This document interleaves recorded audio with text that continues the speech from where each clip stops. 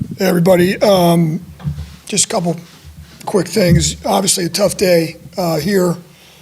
You know, tough day for me, tough day for this profession. It's kind of just gives you the reality of the situation. You know, Dennis did a lot for this organization, and you know, I consider him a close personal friend. So it's obviously a little bit of a tough situation. As I told the team earlier today, you know, we've all had a hand, me included, in where we are right now.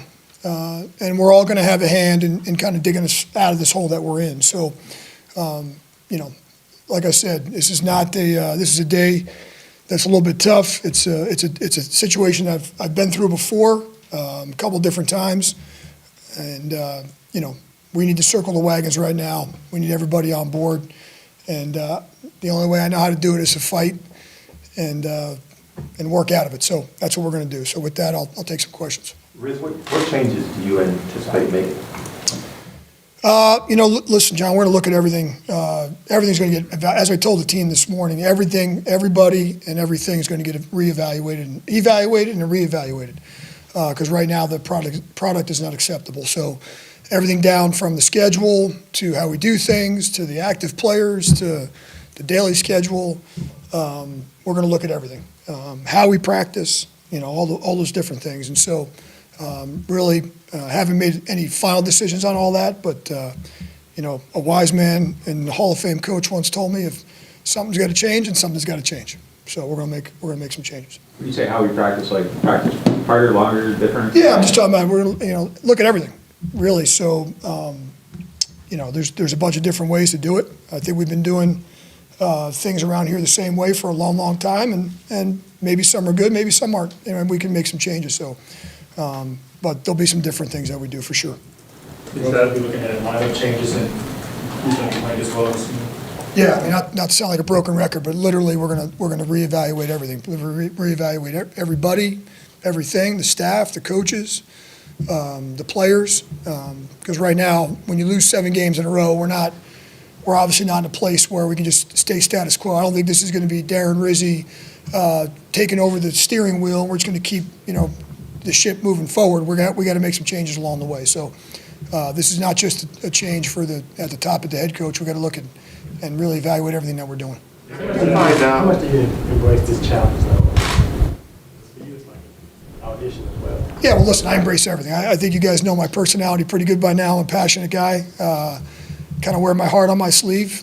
You know, I'm a very realistic type of guy, and so I only know how to do things one way. You know, I'm a little bit of I grew up a little bit of a fighter. You know, I've really never been handed anything, and so I was a walk-on player in college. I was a free agent in the NFL. I started my coaching career in Division II. I mean, and so I've had to work for everything I've gotten, and this is no different. And I'm going to show up here every day of the week, and I'm going to work my ass off, and we're going to try to change the product on the field. How tough this was for you, Riz, but I guess how bittersweet is it? I mean, you obviously want to be a head coach, but you don't want it this way. Yeah, this is not a day for celebration. You know, this is a day for, like I said earlier, it's a tough day. This is, I said the exact same message to the team. You know, but at the same time, there's only one way to fight through this, and that's through hard work and showing up every day.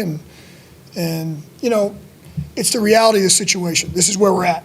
And so I have no choice but to stand up here and be the leader that I think one of my strong suits is I'm a leader of men. I think that and in tough situations, leaders really show their true colors. And I think the rest of the team is the same thing. Like, we're going to find out right now who's going to fight. How did you find out this morning? Did Gail bring you? How did you just? I'm going to keep that. I'm going to keep those private conversations. I'm going to keep those private. Have you talked to Mickey or Gail? Yeah, yep. We've never really kind of asked you like your general football philosophies and what traits you want out of your team. Like, how would you kind of define some of those things? Well, listen, I'm an accountability guy. You know, our motto on special teams since I took over has been 1/11th, and that's all about accountability. It's every person, you know, knowing their part, understanding their part, knowing their role, understanding their role, and going out and executing it. You know, and as I said to the team this morning, that 1/11th philosophy is going to be something that we carry, because in no other sport can one person have an error and it affects the other people on the, I gave a baseball analogy, I gave a basketball analogy. In baseball, Aaron Judge can go 0 for 4 and strike out 4 times, but Garrett Cole throws a perfect game, the Yankees are still going to win. LeBron can drop 60, J.R. Smith can go 2 for 21 like he normally did, and LeBron could, they're still going to win. So, my point is that can't happen in football. In football, one guy messes up on one play, it affects the other 10. And so I think that's one of the areas we can improve in. I think we can be more accountable. I'm always an accountability guy. I'm a keep it real guy, like I said. I'm going to tell you how I see it. Not a lot of secrets with me. I think that players like that. I think players respond to that. I think it's one of my strengths. Like I said, I think I'm a good leader, and so that's how we're going to kind of keep it rolling. Was that Hall of Fame coach you're talking about, Bill Parcells? It was. And how much is he shaped sort of? Well, listen, when I got into the NFL, Bill Parcells was the executive vice president of the Miami Dolphins. He's the one that hired me. We're both North Jersey guys, and I grew up watching his Giants teams, and we're from the same neck of the woods, if you will, kind of same personality type guys. And that's how I kind of got to know Sean, through that tree, that Tony Sperano, Sean Payton tree. And so, so I had the honor and the privilege of working for Coach Parcells. And so, that was his quote. If something's going to change, something's got to change. So that always stuck with me. How would you describe kind of the mood or state of the locker room right now? Listen, I think it's a tough day for everybody. I mean, I don't think anybody envisions walking in here in week 9 and there being a coaching change. At the same time, I think guys are going to, I expect and I anticipate, my expectation is the guys are going to circle the wagons and we're going to rally the troops. And listen, I had a lot of positive conversations today. I don't think that we're in a situation where anybody's lost hope, if you will. And so, listen, I met with the leaders of the team. I think it was a very positive conversation. I expect the leaders to lead. We got to do better in a lot of areas, but in no way, shape, or form have I ever felt like we lack effort or anything like that. I think we're getting that. We got to execute better, and and really, there's no excuses. It doesn't really matter who's out there.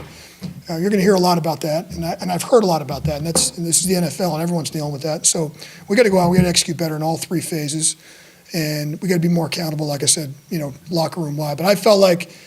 I've had a lot of positive. I've touched just about every player today in some way, shape, or form, and I feel like we have a positive attitude right now. But at the same time, it's still a tough day. But this is the hand we've been dealt, and we've kind of dealt the cards ourselves. But and so we got to play the hand, and we got to move forward and work through it. How was being a special teams coach specifically helped you build connections with all these players on the roster? Yeah, listen, I think between the special teams coach and the strength coach are really the 2 people in the building that really deal with the entire team. I've always felt like special teams coaches are well prepared to take over as head coaches because you're really dealing with I can honestly say I have a relationship with every single player on the team, quarterbacks included. I had a great meeting with Derek today and Spencer and Jake and those guys. And so, I think special teams coaches, like I said, we're very well versed league-wide in the situations. We're very well versed to being up in front of the room. We're dealing with every player, and so I'm very, very confident, very, very comfortable in that aspect. Chris, will you still do all the same stuff on special teams, or will Phil take on some more? How's that? Yeah, listen, I think Phil's going to take on maybe a little larger role. I'm still going to have a big hand in the special teams aspect. I think we're going to bring in another quality control, try to take some of the workload off of my hands. So I think we're bringing another guy in. I think that might get announced here the next day or 2, and we'll kind of look at the rest of the staff. But I'll still have a huge hand in the special teams. I think you guys know that I was already currently doing most of the game management stuff, and so that'll stay the same. And so yeah, and Joe Woods is going to run the defense. Obviously, Clint's already running the offense. We know that. So Joe is going to call the defense, and he'll take over calling the game. What's kind of your message so far? What's kind of your message to the fans who have given up on this season? Listen, they should be pissed off. I'm pissed off. The fans should be pissed off. The people in New Orleans, the people of Louisiana, no one should be happy. And I think this city deserves a winner. They know what winning football looks like. And, it's our job to bring that back. And my message is this. Here's what I can't promise a lot. I can promise passion. I can promise fight. And I can tell you that team's going to go out there every Sunday, and that's going to be clear that we're going to have a team that's full of passion and a team that's full of fighters. That I can promise you. Now, the football's got to get better. The execution's got to get better, all right? But we're not going to lack those two things. We're not going to be boring to watch. That I can promise you. What does your day look like so far? Has it mostly been conversations with different groups? I'm sorry, could you repeat that one more time? What's your day look like so far, or has it just been mostly conversations Today? with different groups? Today, I don't even know what time it is right now. So, no, just listen. I had a conversation this morning with Mickey, and since then I've kind of been running around. Had a good team meeting. I've tried to touch a bunch of offices so far. I really need to sit down with each one of the heads of all the different departments. I've met with a lot of the people so far. I've met with a lot of players. Met with the leadership of the team. We broke up a little bit offense, defense, and so there's still a lot to do. But it's going to be one thing at a time. Got to kind of check one box at a time and move on. But like I said, I think I'm well prepared to do the job. What are some of the next items like at the top of that to-do list, like as far as priorities? Yeah, I think getting back, like I said, when the players come in here Wednesday, we want to have a very clear-cut vision for what, we're going to do on a daily basis. So I'm going to really spend a lot of time working on our daily schedule and our practice schedule and things like that, kind of just reevaluating what we've been doing there. And so it's going to kind of be what we're looking at. Naturally, going to talk with Clint, going to talk with Joe, talk about where we are offensively and defensively, anything we got to, change up there, and that's kind of just methodically go through each thing. So. Do you kind of have like a set of ideas of what you would like to include before hearing from people, or like how do you go approaching? In terms of what? In terms of just like when you're reviewing changes, like these are some ideas that I already have that you could switch things up. Yeah, I mean, listen, everyone's going to have their own personal touch. Listen, the best advice I've been given by guys that have been in the situation before is be yourself. I really don't know how not to be myself. There's really nothing phony about me, and kind of like I said before, what you see is what you get. So listen, there's always things. I've worked for some great people, some great head coaches. I've worked for some great organizations. There's always things that you pick up along the way that you like to do. Listen, I was here with Sean for all the years with Sean, and there were some great things we did here, but there's some things that I think I've done some other places that can work as well. And so there'll definitely be a little bit of personal touch on that. But at the same time, you got to be careful. We're in week 9 of the season. We're not going to wholesale, pull the rug out on some things, but at the same time, we're going to integrate some new. Does that new need to kind of like take it back? Because, I know Dennis was different than Sean, but there's just like this huge history here of all that. Like, does new need to be part of this? Well, as I said to the team today, change doesn't have to be negative, and doesn't have to be positive, and it doesn't mean easier, and it doesn't mean harder. It just means different.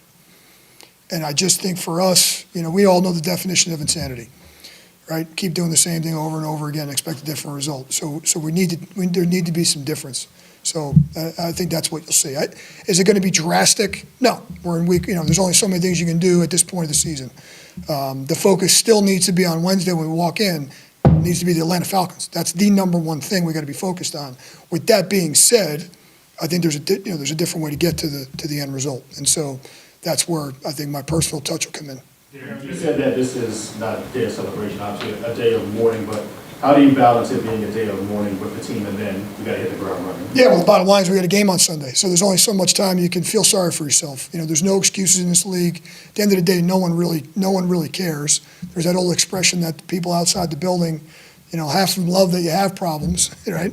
And the other half, I won't even say it. But listen, we don't have time to sit around and feel sorry for ourselves or sorry for the situation. That doesn't mean it's a great day, but we're going to keep moving forward.